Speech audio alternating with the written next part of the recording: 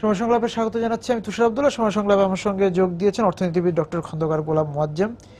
মোয়াজ্জেম ভাই, আপনাকে স্বাগত সময় সংলাপে। আমি শুরুতেই জানতে চাই যে গ্রামের মানুষদের খোঁজ খবর যদি আমরা নিতে যাই, যে তারা এই যে এই মুহূর্তে কিরকম আছে, যে এখন সরিষা উঠছে, একটা সবজি চাষ হচ্ছে, সবকিছু মিলেই তারা ধান পেলো, সবকিছু মিলে তাদের ধানের দাম আজকে আমরা আবার শুনতে পেলাম যে এই উত্তরবঙ্গে ধানের দাম না পেয়ে কৃষকরা রাস্তায় ধানও ফেলে দিয়েছে। হ্যাঁ, এই যে একটা অবস্থা, সেই জায়গা থেকে যদি আপনি বলেন বাস্তব অবস্থাটা কি? আমার মনে হয় এই ক্ষেত্রে বর্তমান সরকারের উদ্যোগের কিছু প্রশংসা করতে হয়, যে কৃষিখাতে অব্যাহতভাবে সমর্থনের কারণে কৃষি উৎপাদনে উল্লেখযোগ্য অগ্রগতি ধারাবাহিকভাবে হয়েছে। এবং সেটা ধানে শুধু না, ধান বহির্ভূত অন্যান্য যে সমস্ত শস্য, শাকসবজি বা অন্যান্য, সেখানে উৎপাদনের দিক থেকে সেটি এখন তার কিছুটা বিড়ম্বনার মধ্যে পড়তে হচ্ছে কৃষককে। অর্থাৎ উৎপাদিত পণ্য যে দামে বাজারজাত করে তিনি কিছুটা মুনাফা করতে পারতেন, সেই দামটি তিনি পাচ্ছেন না। এবং সেক্ষেত্রে এখন নতুন চ্যালেঞ্জ দাঁড়িয়ে গেছে যে শুধুই কি আমাদের খাদ্যদ্রব্যের জন্য কৃষক বা গ্রামের মানুষ কি শুধু দেশের উপরে নির্ভর করবে, নাকি এখন আস্তে আস্তে রপ্তানির জন্য তাদেরকে কিছুটা ক্ষেত্র প্রস্তুত করে দেওয়ার সময় এসছে। আমরা দেখছি যে ক্ষেত্র বিশেষে কেস বাই কেস ভিত্তিতে কিছু কিছু ক্ষেত্রে এই সুযোগটা দেওয়া হয়েছে। যেমন গত বছরই প্রায় 10,000 মেট্রিক টন চাল শ্রীলঙ্কাতে রপ্তানি হয়েছিল, সেটি একটি উল্লেখযোগ্য দিক। আবার এটাও ঠিক যে আপনি যদি রপ্তানির জন্য একেবারে বাজার অবারিত করে দেন, তাহলে আবার দেশের ভিতরে হয়তো মূল্যের ক্ষেত্রে যেমন একটা স্ফীতির আশঙ্কা থাকে, আবার প্রাপ্তির ক্ষেত্রেও এক ধরনের যোগানের কমে যাওয়ার আশঙ্কা থাকে। কেননা বাইরে সবসময়ই একটা প্রবণতা থাকে, যেহেতু সেখানে মূল্য যথেষ্ট মাত্রায় আকর্ষণীয় থাকে। ফলে সেই জায়গাটার ক্ষেত্রে একটা মধ্যবর্তী অবস্থা, অর্থাৎ উৎপাদন যদি যথেষ্ট মাত্রায় বেশি থাকে, অর্থাৎ অভ্যন্তরীণ চাহিদার চেয়ে যদি বেশি থাকে, তাহলে ক্ষেত্র বিশেষে রপ্তানির সুযোগ করে দেওয়া। আমাদের এখান থেকে আমরা জানি যে শাকসবজির ক্ষেত্রে বিভিন্ন দেশগুলোতে আমাদের এগুলো যাচ্ছে, এবং সেটি হয়তো আরও যাওয়ার সুযোগ রয়েছে। আমার মনে হয় সেই ইনসেন্টিভটি থাকা দরকার, যাতে কৃষকরা উৎপাদনে আরও আগ্রহী হন এবং দেশের বাজারের সাথে সাথে বিদেশে রপ্তানি করেও তারা যাতে আয় করতে পারেন। তবে যেটি হচ্ছে যে সেক্ষেত্রে মনে রাখা দরকার, বা সিপিডি থেকেও আমরা যেটি বলছি, যে এক্ষেত্রে একটা প্রাইস কমিশন করা যেতে পারে, যাতে কৃষক পর্যায়ে যাতে মূল্যের ব্যাপারটি নিশ্চিত থেকে, আবার একই সাথে রপ্তানি বা অভ্যন্তরীণ বাজারের প্রাপ্যতার ব্যাপারটিও যাতে সেখানে নিশ্চিত করা।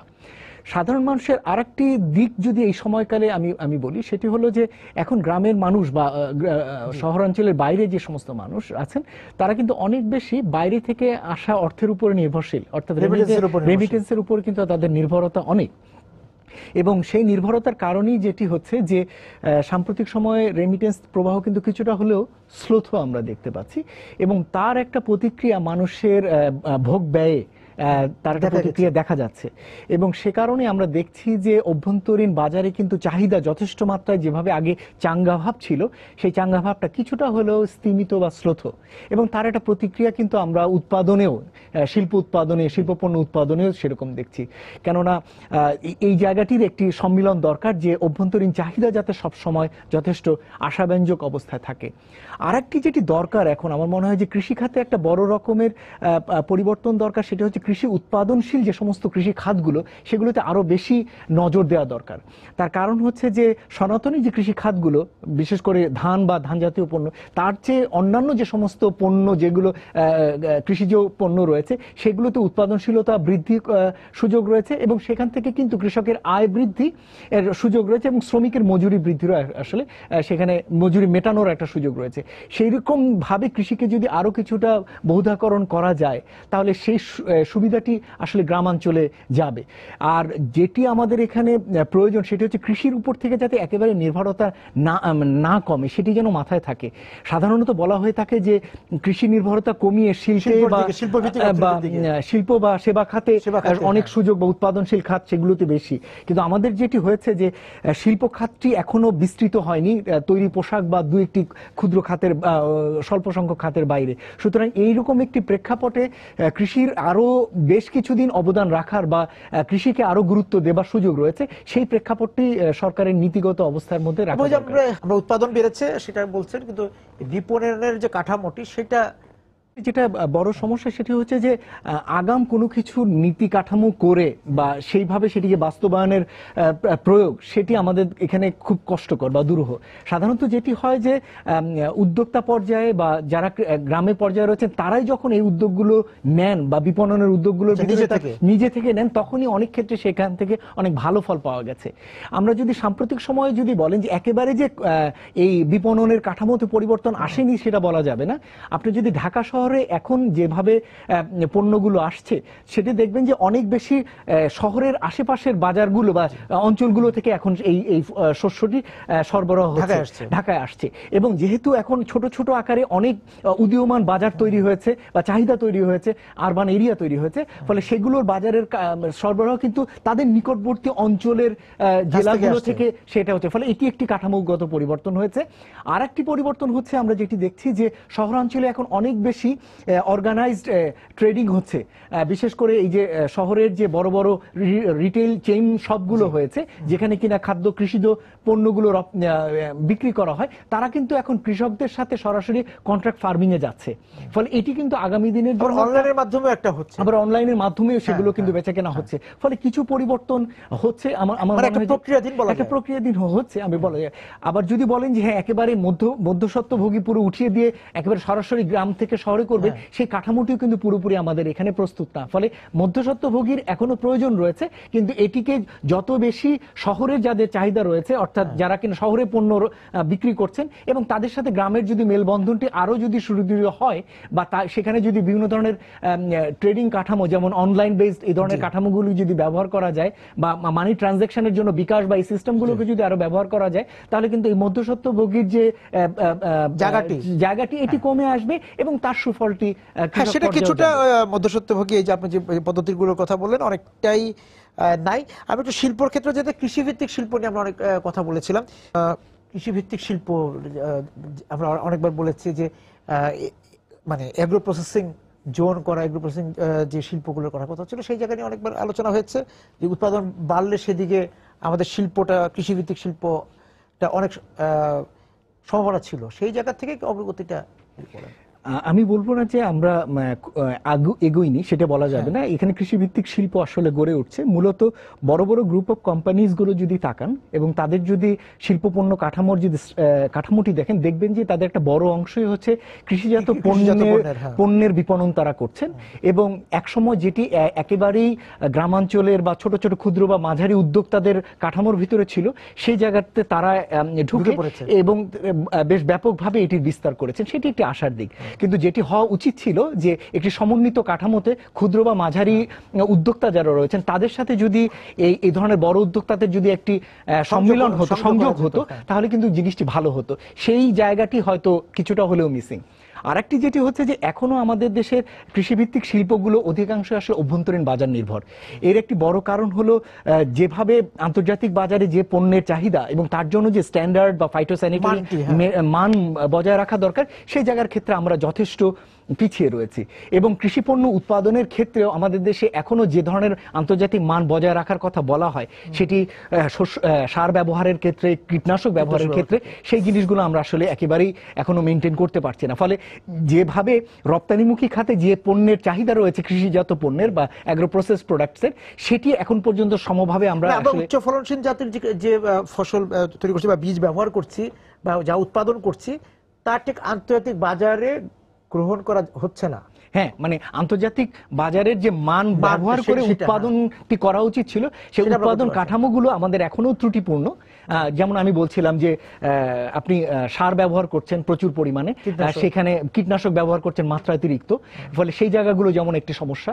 উৎপাদিত ফসলের ভিতরে বিভিন্ন রকমের ব্যবহার করা হচ্ছে, মান ধরে রাখার জন্য বিভিন্ন রকমের কীটনাশক ব্যবহার করা হচ্ছে, সেটাও কিন্তু আসলে পণ্যের গুণাগুণের জন্য করা হচ্ছে। ফলে সেটিও কিন্তু আসলে পণ্যের মানকে ক্ষতিগ্রস্ত করছে। ফলে রপ্তানিমুখী শিল্পের জন্য যে ধরনের পণ্য গুণমান, সেটা আমাদের দেশের অ্যাগ্রো প্রসেস ইন্ডাস্ট্রি এখনো বড়ভাবে করতে পারছে না।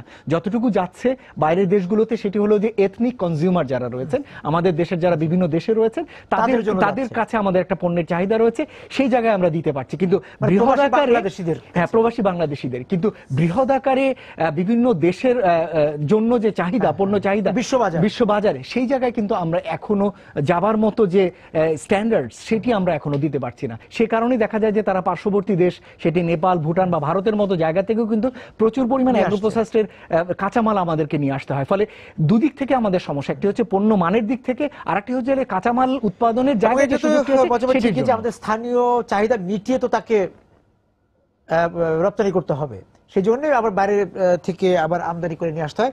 এবং কিন্তু এই অবকাঠামো করতে যে আমরা যেটা দেখি যে এই শিল্পগুলো করার জন্য যে অবকাঠামো বা আমরা যেটা বলছি যে শিল্পাঞ্চল, সেগুলো তো তৈরি করা হয়েছিল, তৈরি আছে। সাধারণত ক্ষুদ্র বা মাঝারি খাতেই এই ধরনের শিল্পগুলো দেখা যায় এবং সেটি আসলে বিসিক শিল্পাঞ্চলগুলোতে এগুলো রয়েছে। এখন বিসিক শিল্পাঞ্চলের যতটুকু কার্যক্রম সেটি আগাচ্ছে, কিন্তু নতুন করে আমরা যেটি শুনতে পাচ্ছি যে অর্থনৈতিক অঞ্চলগুলোর উপরে, আমরা সেদিনই শুনলাম যে মাননীয় প্রধানমন্ত্রী বলছেন যে কিছু কিছু অর্থনৈতিক অঞ্চলকে এই অ্যাগ্রো প্রসেস ইন্ডাস্ট্রির জন্য আলাদাভাবে গড়ে তোলা, বিশেষায়িত অঞ্চলগুলো গড়ে তোলা, সেটিও একটি উল্লেখযোগ্য দিক হতে পারে আমার মনে হয় সেটি। কিন্তু সেদিক থেকে যেটা আমাদের মনে হয় সেটি হলো যে দেশীয় বাজারের পাশাপাশি রপ্তানিমুখী বাজারের জন্য যে স্ট্যান্ডার্ডস, সেই স্ট্যান্ডার্ডস এর কাঁচামাল উৎপাদন করা এবং পণ্য উৎপাদন প্রক্রিয়াও সেই স্ট্যান্ডার্ডস এ বজায় রাখা। বিসিক তো সব জায়গায়, সব জেলাতে কিন্তু বিসিক ওইভাবে তো সক্রিয় হতে পারেনি বা উৎপাদনে যেতে পারেনি, মানে সচল বা বলতে যা বোঝায় জমজমাট। আমি যদি বিষয়টাকে যদি কৃষিজাত এই শিল্পের বাইরে নিয়ে যদি শিল্পাঞ্চলের প্রেক্ষাপটে বলি, তাহলে আমার দৃষ্টিভঙ্গি আপনার সাথে একরকম।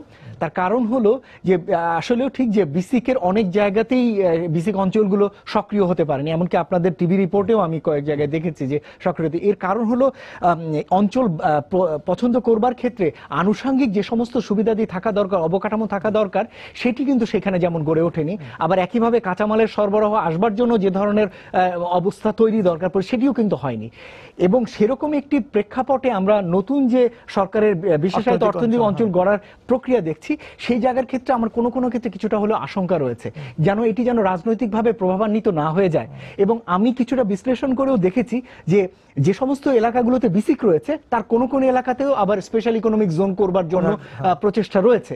সেটি কেন বা কোন প্রেক্ষাপটে সেখানে, কেননা সেখানে বিসিকই চলছে না এবং কি চলছেও না, হয়তো সেখানে গিয়ে স্পেশাল ইকোনমিক জোন কতটুকু ভায়াবল হবে সেই বিষয়টা কিন্তু ইপিজেডও আছে, কিন্তু আবার একটা অর্থনৈতিক অঞ্চল আশপাশে যদি করা হয়, ফলে প্রপারলি অ্যাসেসমেন্ট না করে যেন স্পেশাল ইকোনমিক জোনের ব্যাপারে যাতে সর্বশেষ সিদ্ধান্তটি যাতে না নেওয়া হয় সেটির লক্ষ্য রাখা দরকার। আমি যদি শিল্পের কথা বলি, আপনার অর্থনৈতিক অঞ্চলগুলোর কথা বলেন, বিসিক যে কারণে নিষ্ক্রিয় বিভিন্ন জায়গায়, সেটারও একটা খোঁজ খবর নিলে দেখা যাবে যে জ্বালানি সংকট আছে। আমাদের যেই ইপিজেড গুলো আছে সেখানে কোনো কোনো জায়গায় জ্বালানি সংকট আছে, সেটাও তো বিবেচনার বিষয়। তবে সেই ক্ষেত্রে আমি একটু আপনাকে জানতে চাবো যে আমাদের অর্থনীতিকে এগিয়ে নিয়ে যাওয়ার জন্য, শিল্পভিত্তিক অর্থনীতির দিকে আমরা যেতে চাই, সেই জায়গায় আমাদের জ্বালানি নিরাপত্তা কতটুকু? সামগ্রিকভাবে বিদ্যুতের উৎপাদন ক্যাপাসিটি প্রায় 11,397 কিলোওয়াট ক্ষমতা, হ্যাঁ, মেগাওয়াটের মতো ক্ষমতা রয়েছে, যদিও উৎপাদন ক্ষমতা এখনো 8,000 মেগাওয়াটের মতো, কিন্তু তারপরেও অনেক জায়গাতে এটির একটি ঘাটতি রয়েছে। কিন্তু তারপরে আমি বলবো যে বিদ্যুৎ খাতে উন্নতি হয়েছে, কিন্তু অন্যান্য যে সমস্ত জ্বালানি রয়েছে, বিশেষ করে গ্যাস এবং কোল, এগুলোর যে প্রাপ্যতা বা সেই জায়গায় কিন্তু আমরা ধীরে ধীরে হলেও এক ধরনের কিন্তু আমরা চ্যালেঞ্জের মধ্যে যাচ্ছি। যেহেতু জ্বালানির বিষয় এবং প্রাথমিক জ্বালানি, সেটার সাথে শিল্প সরাসরি যুক্ত, এখানে আর একটু মনে আপনার বলারই আছে। এর জন্য সরকারের কিছু প্রকল্প ছিল বা এখনো রয়েছে, যেমন এলএনজি টার্মিনাল করা বা কয়লা আমদানি করারও সক্রিয় বিবেচনাধীন রয়েছে, কিন্তু এগুলো যে কোনো কারণে এগুলো কিছুটা হলে শ্রুত অগ্রগতি হচ্ছে এবং সেটি কিন্তু শিল্পকে ভোগাচ্ছে। আমরা দেখতে পাচ্ছি যে উদ্যোক্তারা কিন্তু বসে আছেন, তারা চাচ্ছেনও বিনিয়োগ করতে, কিন্তু শুধু বিদ্যুৎ হলে তো হচ্ছে না, গ্যাসের প্রয়োজন রয়েছে, সেই গ্যাসটি কিন্তু তারা অনেক ক্ষেত্রে পাচ্ছেন না, ফলে সেটি তাদেরকে ভোগাচ্ছে। দ্বিতীয়ত হলো, আপনি একটু আগে বলছিলেন যে শিল্পাঞ্চলগুলোতে গ্যাস বা বিদ্যুতের সমস্যা শিল্পাঞ্চলগুলোতে স্পেশাল ইকোনমিক জোনগুলোতে বলা হচ্ছে যে সমস্ত ধরনের অবকাঠামো সহ তাদেরকে সুবিধা করে দেওয়া হবে, কিন্তু হয়তো জমির প্রাপ্যতা কিছুটা হলেও নিশ্চিত হয়েছে কোনো কোনো জায়গায়, কিন্তু সব ধরনের অবকাঠামো করে দেওয়ার ক্ষেত্রে সেটি কতটুকু আসলে জোরালোভাবে দেওয়া যাবে এখনো আসলে বলা যাচ্ছে না। কিন্তু উদ্যোগটি ভালো, কিন্তু এটি নিশ্চিত করাটি এখন। এখানে আপনার কাছে আমি একটু জানতে চাই মজিব ভাই, সেটা হচ্ছে যে এই যে আমদানি করা, যে আমরা মানে লিকুইড ন্যাচারাল গ্যাস বা এলএনজি বলি বা বিদ্যুৎ বলি, সেটা এনে আমি বিশ্ববাজারের প্রতিযোগিতায় আমার উৎপাদন মূল্যকে রাখতে পারবো কিনা? প্রথমত হলো যে এই মুহূর্তে আমরা বিদ্যুৎ আমদানি করছি ভারত থেকে প্রায় 600 মেগাওয়াটের, পালাটানা থেকেও গত পরশুদিন এটি নিয়ে চুক্তি হলো 6 টাকার উপরে মূল্য দিয়ে করা হবে। কিন্তু তুলনামূলকভাবে আমি যদি মূল্য বিশ্লেষণ করি তাহলে অভ্যন্তরীণ উৎপাদন যেগুলো হচ্ছে বিদ্যুতের সরকারের বিপিডিবি এবং আইপিপি থেকে, সেখানে কিন্তু প্রাইভেট সেক্টরে যে সমস্ত পাওয়ার জেনারেশন প্ল্যান্ট রয়েছে তাদের যে উৎপাদন ব্যয় বা সরকার যে দামে কিনছে তার থেকে কিন্তু খুব বেশি দাম বাড়ছে না, আমদানি তো কম, ফলে আমদানি ব্যয়টি সেখানে কম, ফলে সেটি একটি বরঞ্চ এই প্রাপ্যতার ব্যাপারটি এখানে নিশ্চিত করছে। সেটা আপাতত খুব অল্পই, মানে 500 মেগাওয়াট। দ্বিতীয়ত হলো যে আগামীতে আপনার যেহেতু গ্যাস নেই, অবশ্যই আপনাকে গ্যাসের বিকল্পে যেতে হবে, এটির কোনো আসলে অন্য কোনো উপায় নেই। সুতরাং এক হতে পারে আপনি যদি আঞ্চলিক গ্রিড করে পার্শ্ববর্তী দেশগুলো থেকে গ্যাসের সরবরাহ বাড়াতে পারেন, সেটির একটা সম্ভাবনা রয়েছে। সেটাও অনেক দীর্ঘ প্রক্রিয়া, সমুদ্র গ্যাসও অনেক দীর্ঘ প্রক্রিয়ার ব্যাপার। কিন্তু সেক্ষেত্রে আপনাকে তরলীকৃত গ্যাস যেটা এলএনজি সেটির দিকে যেতে হবে, এবং অবশ্যই এলএনজি আনলে আপনার আমদানি ব্যয় বাড়বে। কিন্তু দেখেন অনেক দেশই কিন্তু আমদানিকৃত গ্যাসের উপর নির্ভর করেই তাদের শিল্পকে প্রতিযোগিতা সক্ষম করছে। আমাদের পার্শ্ববর্তী দেশ শ্রীলঙ্কা, তাকে এলএনজি আমদানি করে তাকে চলতে হয়, তার নিজস্ব রিসোর্স নেই। জাপানকে পুরোপুরি তাকে আমদানি নির্ভর জ্বালানির উপরে নির্ভর করতে হয়। সুতরাং আমাদেরকে এই বাড়তি ব্যয়টুকু অবশ্যই কভার করতে হবে বাড়তি উৎপাদনশীলতা দিয়ে, কর্মদক্ষতা বাড়িয়ে এবং অন্যান্যভাবে আমাদের সক্রিয়তা বাড়িয়ে আরো বেশি হাই ভ্যালু অ্যাডেড আইটেম উৎপাদন করে। সুতরাং সেরকম একটি কাঠামোতে আমাদেরকে ধীরে ধীরে যেতে হবে। সুতরাং আমরা এতদিন পর্যন্ত যে কম মূল্যে গ্যাসের সেবা পেয়ে আসছিলাম, আগামীতে হয়তো এত কম মূল্যে গ্যাসের এটি হয়তো আগামীতে এত কম মূল্যে দেওয়াটা সম্ভব না হবে না। আমি একটু আলোচনাটা নিতে চাই হচ্ছে আমাদের এসসিবি খাতের দিকে। সেই জায়গায় তো অনেক ক্ষুদ্র উদ্যোক্তা আছেন, মাঝারি উদ্যোক্তা আছেন, সেই জায়গায় আমাদের অগ্রগতিটা বিস্তারটা কতটুকু হয়েছে? এই বছরই প্রায় 1,20,000 কোটি টাকার মতো এসএমই খাতে ঋণ প্রবাহ দেওয়ার কথা রয়েছে, এবং তার মধ্যে প্রায় 70% গত 9 মাসে দেওয়া হয়েছে। অর্থাৎ একটা এসএমই ধীরে ধীরে বড় হয়ে মিডিয়াম হবে এবং তারপরে সেটা লার্জ হবে, এই কাঠামো কিন্তু আমরা দেখতে পাচ্ছি না। গ্রহিতা বাড়ছে, কিন্তু তারা বড় হচ্ছে, কম্পিটিটিভ হচ্ছে এবং নতুন নতুন পণ্য দিচ্ছে, সেবা দিচ্ছে, সেই স্ট্রাকচারে প্রবৃদ্ধি বাড়ছে, সেইভাবে আমরা দেখছি না। তবে তারপরেও আসার কথা যেটি হচ্ছে গ্রামাঞ্চলে বা পেরি আরবান বা এলাকাগুলোতে যেটা আমরা দেখতে পাচ্ছি যে আগে যে জায়গাটিতে এসএমই দেখতে পেতাম সেটা অনেকটা ছিল সাবসিস্টেন্স বেসড, অর্থাৎ কোন রকমের টিকে থাকার জন্য এক ধরনের লড়াইয়ের জন্য টিকে থাকার জন্য এই ধরনের উদ্যোগে ঢুকতো। কিন্তু সেই জায়গা থেকে ধীরে ধীরে হলেও উদ্যোগ তারা কমার্শিয়াল বেসড এন্টারপ্রেনিয়রশিপে যাচ্ছে। এটি আসার দিক যে এরকম যদি চলতে থাকে তাহলে এই যে ভার্টিক্যাল এক্সপ্যানশন যেটি আমরা এখনো দেখছি না, সেটি হয়তো আগামীতে বাড়ার সম্ভাবনা রয়েছে। এবং এই যে ক্ষুদ্র এবং মাঝারি চেয়ে আরেক ধাপ উপরে যে একদম আমাদের যে ব্যক্তিগত বা বেসরকারি বিনিয়োগ আপনি কিভাবে দেখছেন? এখানে তো আমরা সরকারি বিনিয়োগ দেখছি, অবকাঠামো খাতে সরকারের অনেক বিনিয়োগ হচ্ছে, কিন্তু বেসরকারি বিনিয়োগ, এখানে তো কিছু বেসরকারি বিনিয়োগ আছে, কিন্তু বেসরকারি খাতে আমরা শিল্পে যে বিনিয়োগের কথা আমরা বলি, বিদেশি বিনিয়োগ, প্রবাসীদের বিনিয়োগ, সেই জায়গাতে আপনার আমাদের দৃশ্যটা কোন অবস্থা আছে 2015-16 মধ্যে? একটা যেটা আমরা দেখতে পাচ্ছি যে বড় আকারের যে বিনিয়োগকারী তারাই কিন্তু এখন পর্যন্ত আমাদের শিল্প খাতের মূল অংশটা তাদের শিল্প কারখানা থেকেই আসে, সেটি খারাপ না। কিন্তু যেটি তৈরি হচ্ছে সেটি হচ্ছে অল্প কিছু সংখ্যক গ্রুপ অফ কোম্পানিজের উপরেই আমাদের নির্ভরতা তৈরি হচ্ছে, এবং তারাই ব্যাংক থেকে ঋণ নেন, তারাই বিনিয়োগ করেন, তারাই উৎপাদন করেন এবং তারাই রপ্তানি করেন, এরকম একটা কাঠামো। এই ধরনের কনসেন্ট্রেটেড কাঠামো কিন্তু আমাদেরকে কিন্তু একটা সিন্ডিকেট বলবো না, কনসেন্ট্রেটেড এরকম একটি কাঠামো কিন্তু আমাদের ভোগাচ্ছে। তার কারণ হলো বড় কোম্পানিগুলোর কিন্তু নতুন করে এক্সপ্যানশন করার চাহিদা অনেক ক্ষেত্রেই কমে আসে, এবং সেটি কিন্তু এখন আমরা দেখতে পাচ্ছি সে একটা জায়গায় যে থেমে যায়। ফলে এখন যেমন ঋণের চাহিদা কিন্তু তাদের দিক থেকে আমরা বেশি দেখছি না, এবং তারা নতুন করে রিনিউ যাচ্ছে না। ফলে তখনই দাঁড়ায় যে তাহলে বিকল্প অন্য কোন কোন জায়গা থেকে ইন্ডাস্ট্রিকে এগিয়ে নিয়ে যাওয়া। অবশ্যই একটা ভেঞ্চার নিয়ে কেউ আসছে না, নতুন ভেঞ্চার। এক্ষেত্রে একটা জায়গা হচ্ছে যে এসএমই খাতগুলো, এবং আরেকটা বড় জায়গা হচ্ছে বিদেশি উদ্যোক্তারা। আমরা যেটি এতদিন পর্যন্ত যে দেখছিলাম যে বিদেশি উদ্যোক্তারা মূলত আসছিলেন হলো বড় বড় সার্ভিস সেক্টরে, টেলিকমে আসছিলেন, গ্যাস বা বিদ্যুৎ খাতে এসেছিলেন, সেই জায়গা থেকে কিছুটা আসার দিক দেখছি। সেটি হলো যে বিদেশি উদ্যোক্তারা এখন ধীরে ধীরে ম্যানুফ্যাকচারিং খাতে আসছেন, সেটি ভালো দিক। কিন্তু আবার অন্যদিকে কিছুটা দুরবস্থা এটাই যে নতুন বিনিয়োগকারী আসছেন না, নতুন বিদেশি বিনিয়োগকারী কিন্তু কমে যাচ্ছেন। অর্থাৎ যারা এখানে বিনিয়োগ আগে করেছিলেন তারাই পুনর্বিনিয়োগ করছেন, অর্থাৎ তারাই তাদের এক্সপ্যানশন করছেন। এটি একদিক থেকে ইঙ্গিত দেয় এটি যে যারা আগে রয়েছেন তারা তাদের উৎপাদিত পণ্য থেকে লাভের একটা অংশ ব্যবহার করছেন, সেটি ভালো। কিন্তু নতুন বিনিয়োগকারী আসবার জন্য যে ধরনের বিনিয়োগ পরিস্থিতি সম্ভবত সেটি এই মুহূর্তে যথেষ্ট মাত্রায় নেই। সেজন্য নতুন বিদেশি বিনিয়োগকারীর রেজিস্ট্রেশন যেমন কমেছে এবং বিনিয়োগের পরিমাণ। পরিস্থিতি অনুকূলে আনার জন্য কি করতে হবে বিদেশি বিনিয়োগের ক্ষেত্রে বা বাইরের বিনিয়োগের ক্ষেত্রে? আমি শুধু বিদেশি বিনিয়োগ বলছি না, আমি বলছি দেশি বিনিয়োগ এবং প্রবাসী বিনিয়োগকারী সবার জন্য কথাটি প্রযোজ্য। কেননা আমরা গত কয়েক বছর ধরেই বিনিয়োগের প্রবৃদ্ধির ক্ষেত্রে এক ধরনের স্রোতগতি বা দেখতে পাচ্ছি, সেই জায়গাটি যথেষ্ট ভাবাচ্ছে। এর একটি বড় কারণ প্রায় আমাদের সকলেরই জানা, সেটি হলো অবকাঠামো নেই। সেটি আমরা প্রায় সকলেই স্বীকার করি, আলোচনাও করেছি। কিন্তু যে জিনিসটি মনে রাখা দরকার, সরকার কিন্তু গত কয়েক বছরে ধারাবাহিকভাবে অবকাঠামো কিন্তু প্রচুর বিনিয়োগ করছেন। তাহলে প্রশ্নটি হলো এই বিনিয়োগের সুবিধা তো বেসরকারি খাতে পৌঁছছে না, সেই জায়গাটি হচ্ছে দুশ্চিন্তার বিষয়। অর্থাৎ যেভাবে বৃহদাকারের প্রকল্পগুলোতে বিনিয়োগ করা হচ্ছে বা বাড়ছে, সেগুলো শেষ না করার কারণে বা শেষ না হওয়ার কারণে এটির সুবিধা যে বেসরকারি খাত নেবে, সেটি রাস্তার কথা বলেন, বিদ্যুৎ খাতের প্রকল্প বলেন, গ্যাসের কিন্তু শেষ হচ্ছে না। ফলে সেটি হচ্ছে ব্যয় বাড়ছে কিন্তু রিটার্ন কিন্তু আসছে না, কারণ বেসরকারি খাত কিন্তু পুরো সুবিধা নিতে পারছে না। সেই জায়গাটি কিন্তু একটি দুর্ভাবনার জায়গা। ফলে অবকাঠামোগত বিনিয়োগটা শুধুমাত্র সংখ্যার জায়গায় না, প্রকল্প থেকে সুবিধা নেওয়া পর্যন্ত আমাদের চিন্তা করতে হবে। তাহলে মানে হচ্ছে প্রকল্পগুলোর দীর্ঘসূত্রিতা, এবং যে শুরু হচ্ছে কিন্তু কবে শেষ হবে। আমরা এই যে একদম আমাদের কাছেরই যদি ফ্লাইওভারের কথাও বলি, মগবাজার মোচা ফ্লাইওভার, সেটাও কিন্তু বারবার সময় কিন্তু প্রলম্বিত হচ্ছে। এটিকে আমরা বলছি যে ক্রাউডিং ইফেক্ট বলে। পাবলিক ইনভেস্টমেন্ট প্রাইভেট ইনভেস্টমেন্টকে সুযোগ করে দেবে, সেই সুযোগটি কিন্তু হচ্ছে না বা পর্যাপ্ত মানে। এটি হচ্ছে একটি দিক। দ্বিতীয় যে জায়গাটি আমাদের মনে হয় এখন বড়ভাবে নজর দেওয়া দরকার, সেটি হলো সংস্কার। শিল্প খাতে বিনিয়োগের জন্য যে সমস্ত আইন কানুন বা নীতি কাঠামো রয়েছে, সেটা প্রথম ফার্স্ট জেনারেশন এক ধরনের রিফর্ম হয়েছে যখন লিবারালাইজেশন হয়েছে, আপনিও জানেন সেগুলো। সেই লিবারালাইজেশন বা এই উদারীকরণের সুবিধা একটা পাওয়া গেছে 90 দশক থেকে 2010-15 পর্যন্ত। এই সংস্কার দিয়ে আর আগানো যাচ্ছে না। এখন সেকেন্ড জেনারেশন রিফর্মের সময় এসছে। দ্বিতীয়ত হচ্ছে বিভিন্ন ধরনের নীতিতে যে সমস্ত সুবিধাদির কথা বলা হয়, সেই সুবিধাদি কিন্তু বাস্তবে গিয়ে উদ্যোক্তারা পান না।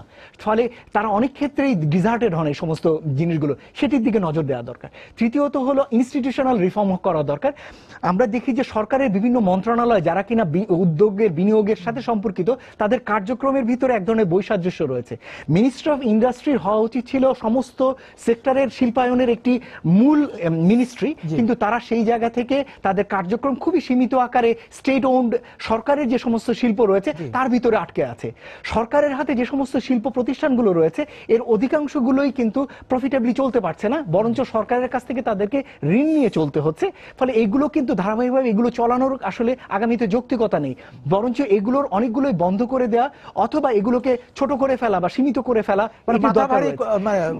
করার কোনো প্রয়োজন নেই। সরকারের দায়টি নেওয়া দরকার নেই, বরঞ্চ যদি শ্রমিকদের জন্য ব্যবস্থা করতে চান, তাহলে কিন্তু বেসরকারি খাতের জন্য ওই সমস্ত শিল্প কারখানায় যে অব্যবহৃত জমি রয়েছে, সেগুলোকে দিয়ে যদি সেখানে নতুন শিল্প গড়ে তোলা যায় বেসরকারি খাতে, সেখানে কিন্তু নতুন কর্মসংস্থানের সুযোগ তৈরি হতে পারে। সুতরাং স্টেট ওন এন্টারপ্রাইজ বা সরকারি খাতের শিল্প কারখানাগুলো নিয়েও কিন্তু সরকারকে আগামী দিনে ভাবতে হবে। এবং কোনো কোনো ক্ষেত্রে এখন কিন্তু কিছুটা কনফ্লিক্টিং জায়গা দাঁড়াচ্ছে, যেমন বেবজা, বেজা, বোর্ড অফ ইনভেস্টমেন্ট সকলেই কিন্তু প্রায় একই ধরনের কার্যক্রম ভিন্ন ভিন্ন প্রেক্ষাপটে করছে। তাদেরকে কিভাবে তাদের কার্যক্রমগুলোকে সমন্বিত করে এত সংস্থার দরকার আছে কিনা সেটিও কিন্তু আসলে ভেবে তাদেরকে আবার সমন্বয় করবে কি?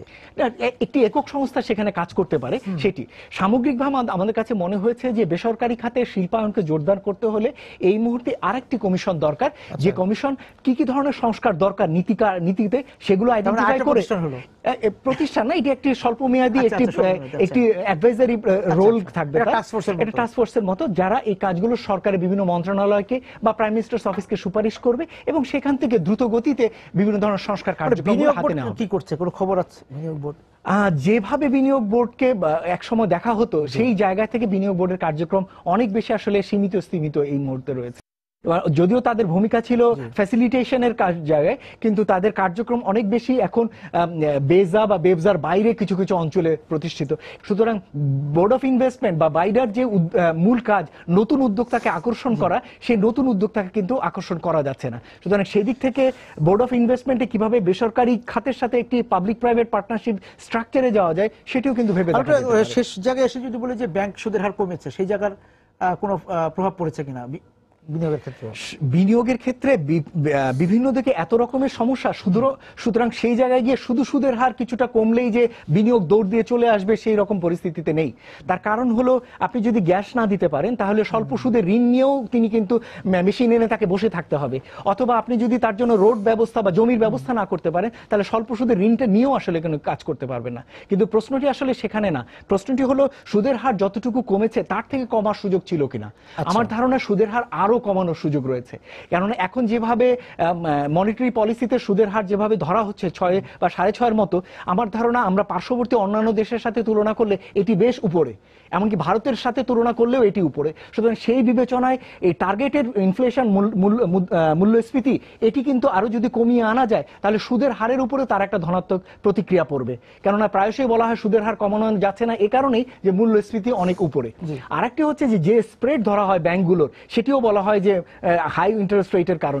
স্প্রেড এখন প্রায় 5% এবং বিদেশি ব্যাংক বা অন্যান্য ব্যাংকের জন্য এটি 8-9%ও রয়েছে, সেই স্প্রেডটিও কিন্তু কমিয়ে আনার সুযোগ রয়েছে। সুতরাং মূল্যস্ফীতি যদি কমিয়ে আনা যায় এবং সুদের হারের এই যে পার্থক্য এটি যদি কমিয়ে আনা যায় তাহলে আমার মনে হয় যে এক অঙ্কের ঘরে সুদের হার আসাটি যথেষ্ট। আপনি যে সংস্কারগুলোর কথা বলছেন এটা অনেক আয়োজন, অবশ্যই অনেক আয়োজন, কিন্তু এই আয়োজনগুলো আপনি যদি শুরু না করেন তাহলে কিন্তু এটি কিন্তু পিছিয়ে যাবে। আমরা কথা বলতে বলতে এই যে 2015 শেষ করে ফেললাম, আমরা শুরু করতে পারিনি, সেটাই তো কথা। কিছু সরকার যে কিছু প্রাইভেট সেক্টর রিফর্মের জন্য প্রাইম মিনিস্টার্স অফিসে একটা কমিটি কাজ করছে, কিন্তু এই কমিটির আওতা বা পরিধি খুবই সীমিত, ফলে ব্যাপক ভিত্তিক সংস্কারের কার্যক্রম হাতে নেওয়ার জন্যই এই কমিশন করার কথা বলছি। আপনাকে অনেক ধন্যবাদ আজকে আমাদের সঙ্গে যোগ দেওয়ার জন্য। দর্শক যারা ছিলেন আজকে সময় সংলাপের সঙ্গে আলোচনা, আপনাদেরকে ধন্যবাদ জানিয়ে শেষ করছি আজকে সময় সংলাপ। দেখাবে আগামী দিন। সবাই সুন্দর থাকুন, নিরাপদে থাকুন।